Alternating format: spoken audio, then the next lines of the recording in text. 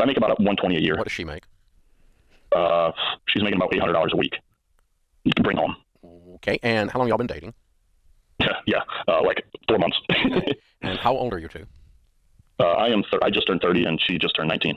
Okay. You just described a sugar daddy. Yeah, you're not kidding. Yeah, she doesn't make any money.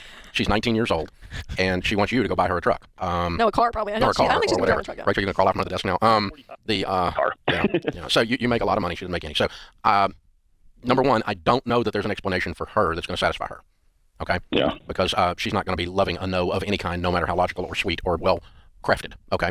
So let's just be prepared for the fact that she ain't going to like this. Okay? Number two, if you were my son, who is just a tiny bit older than you, I would knock a noggin on your head if you did this, because a lot of reasons. Number one, what Rachel said, you're going to get yourself in a mess. Number two, of course, we teach you not to borrow money. Of course, we're not going to teach you to borrow money for yourself even after you finally get your truck paid off, because it was a mistake to go in debt for the truck in the first place. We're going to stop doing debt so that you can become wealthy making $120,000 a year. Okay? So we're going to take debt off the table. We're just going to take that. There's no explanation for it, Cody. We're taking debt off the table. You called us. You knew what we were going to say. So, but here's the biggest problem, all right? Relationally, this feels like it's going to be a strain if you don't do it. And I will tell you from having coached folks for 30 years that if you do this, you're going to put a bigger strain on the relationship, because you're changing the tone, the flavor of the relationship from two independent adults seeking a high quality connection to now one is dependent upon the other. Right. And it changes dinner. It changes the date. On me. Yeah.